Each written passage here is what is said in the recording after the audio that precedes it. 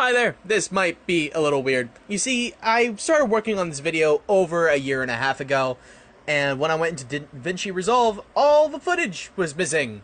All of it. So I can't, remake the footage because I don't have a Nintendo Switch anymore, but I didn't want this video to go unnoticed. So even though it's unfinished, I hope you like it.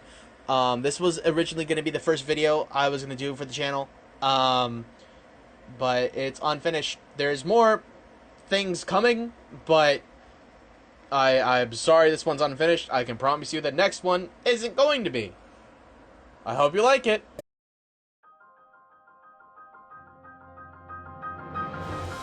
I'm not sure if you heard of this game called The Legend of Zelda before, but in any case, in 2017 they revolutionized their franchise and the action-adventure genre entirely, spawning many clones because of their new entry called Breath of the Wild. Gone was the linear traditional Zelda formula that A Link to the Past started and Ocarina of Time popularized, which, by the way, Ocarina of Time is still one of the highest rated games on Metacritic, considered by many even 20 years later after it's released as the best game of all time. Have you played this game recently? There is so much goddamn waiting in Ocarina. Anyways, when Breath of the Wild was released, after one of the worst Zelda games in the series, it was, for lack of a better words, a breath of fresh air. After a short tutorial, you can go in any direction you want to go in. If you see it, more than likely you can go there. In any order you want, you can make anything possible if you just have enough trial and error. You can also just beat the game immediately if you want to. It's praised for its open-ended design and non-linearity. And when Skyward Sword HD came out, most people were confused because it seemed like a huge departure from Breath of the Wild, and even more so a downgrade, even though many aspects from Breath of the Wild came from Skyward Sword originally, such as the stamina wheel, the ability to sprint and climb and jump up walls, but Breath of the Wild just did it vastly better. It was like Breath of the Wild was the best parts of all the Zelda games, and it went back to what Zelda accomplished. The open-ended design of the first one, which is what Zelda was truly supposed to be about: exploration. Breath of the Wild may be one of the best Zelda games of all time, and one of the best games in general of all time. But it's probably never to be matched in that same level of innovation and wonder again. But then they did it again.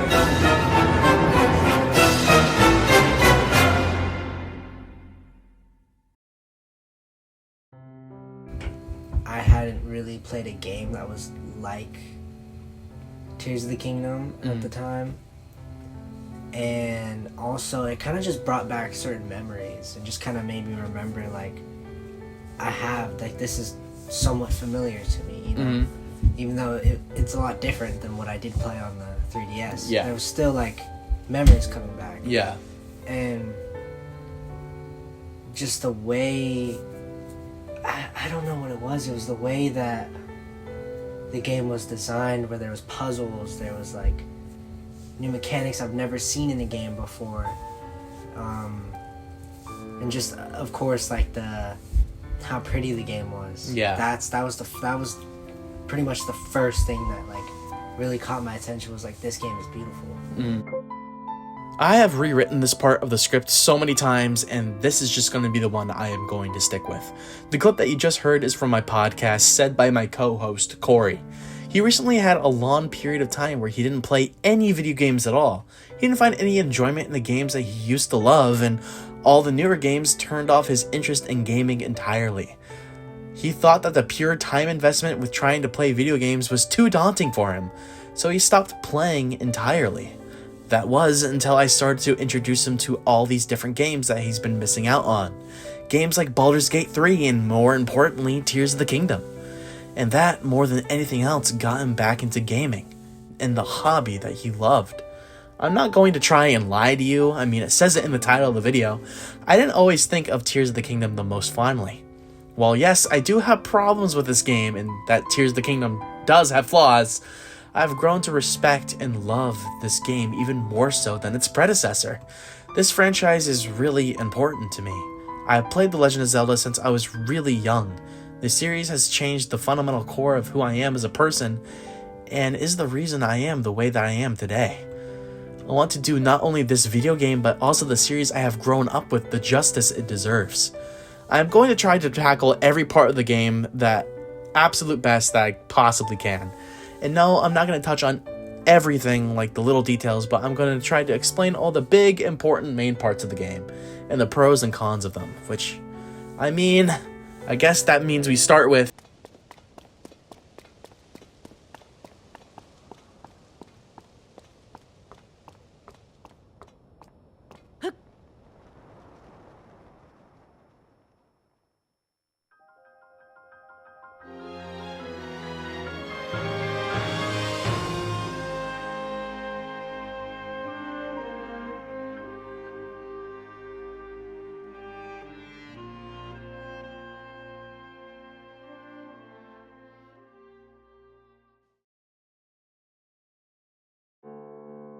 the intro in Tears of the Kingdom might just be the best in any Zelda game to date. It simply just does an amazing job at building up tension and making things interesting from the outset. You, the player, also known as Link, are tasked with now your maybe girlfriend to investigate Hyrule Castle because there's been reports of people getting sick from the substance known as gloom, which drains the life of its victims. And it seems like Hyrule Castle is the source of it. Upon further inspection, it looks like beneath Hyrule Castle. Exploring further, Link and Zelda find traces of the ancient civilization known as the Zonai, a magical species that came from the sky and down onto the blossoming kingdom of Hyrule, thought almost to be gods. Then the Hylians and the Zonai begin to live together in harmony, which I will touch on later. You eventually find a mural, which tells the story of the imprisoning war, with an individual known as Ganondorf, the leader of the Gerudo, and his betrayal on the Hyrule Kingdom. He embraced a remarkable power,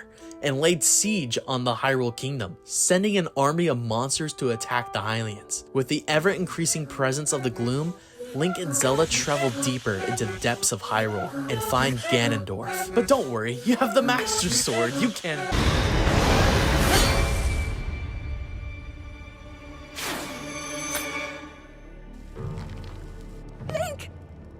Was that the sword that seals the darkness?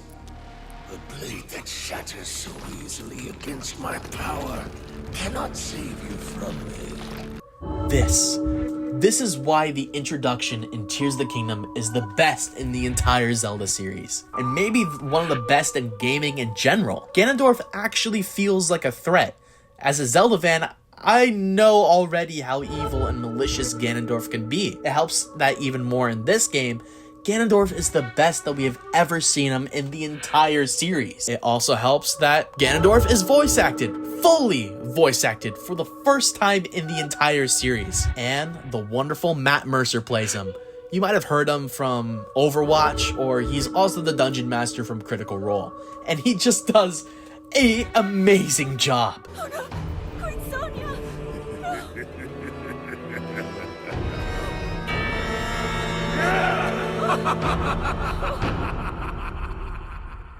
For the first time in the entire franchise, Ganondorf actually feels threatening.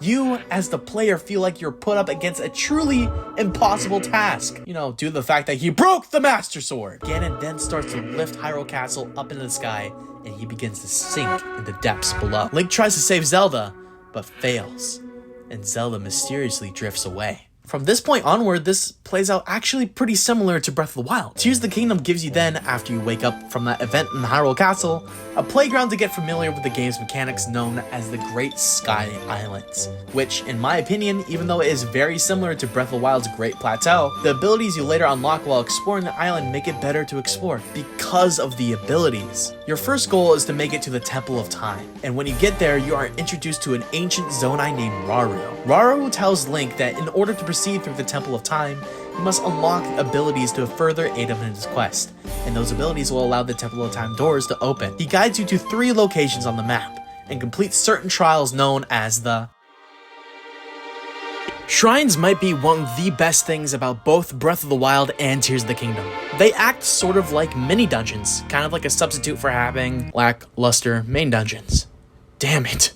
The shrines in Breath of the Wild were phenomenal, and I'm happy to say that they are even better here. The first 3 shrines are where you happen to get the first 3 of your abilities: Ultra Hand, Fuse, and Ascend, and you get Rewind later. Shrines will typically make you use all of your abilities to complete them, providing many challenging puzzles which sometimes won't be easy to solve. Shrines come in usually 3 different variations: puzzle shrines, where you use your abilities to lock new areas in the shrines; combat shrines, where sometimes the game will take away your items to make use of the items found in the shrine itself to beat the enemies; and blessings, just kind of like a reward shrine, just giving you a chest. The main reasons you would want to do these shrines is for 3 reasons. A, unlocks a fast travel location that you can warp to at any time you want. B, you get a reward for doing all of them, even though the reward is better in Breath of the Wild, and you get these things called blessings, 1 for each shrine that you do, and they serve the purpose of kind of replacing heart pieces, but instead this time of just getting new heart containers at a goddess statue, you can also increase the amount of stamina you have, so you can sprint, glide, swim, and climb much farther than you previously did. I actually much prefer this over trying to collect heart pieces in other games,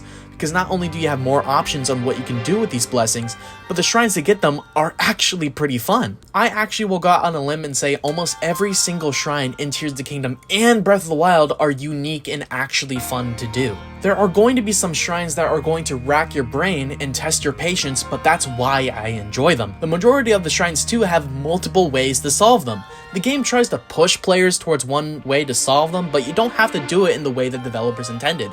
The game rewards you for thinking outside the box and discovering your own solutions to the puzzles that the shrines give you. That's where your new abilities come in. Breath of the Wild also gave you abilities. They were known as Magnesis, Cryonis, Stasis, and Bombs. Magnesis was used to move metal objects around. Cryonis was used to make ice blocks on bodies of water. Stasis was used to freeze objects in time, and hitting them while frozen increases their speed after they stop being frozen. And Bombs are self-explanatory. In Tears of the Kingdom, Ultra Hand is kind of the replacement for Magnesis. However, instead of just only being able to move objects made from metal, you can move pretty much anything. And not only that, but attach them together, which I'll touch on later a lot in our exploration section. Fuse is the ability, lets you fuse objects together. Because of the gloom from Ganondorf, a lot of the game's weapons are withered, so you have to fuse certain objects together to make your weapons more durable and do more damage. Rewind is exactly how it sounds like.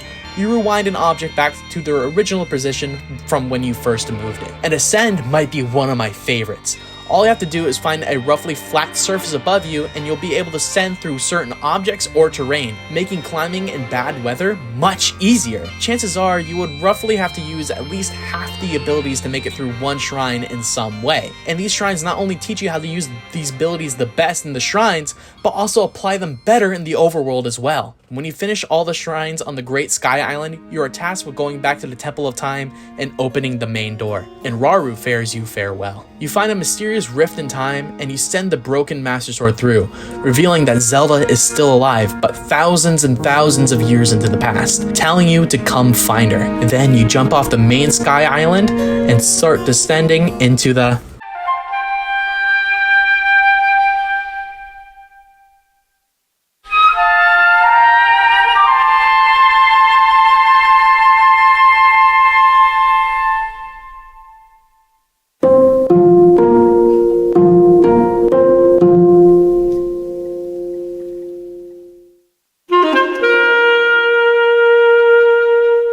This is probably what's going to take up most of the video. The overworld in Tears of the Kingdom is so huge, and there's multiple different layers to it, which is each gonna have its own section.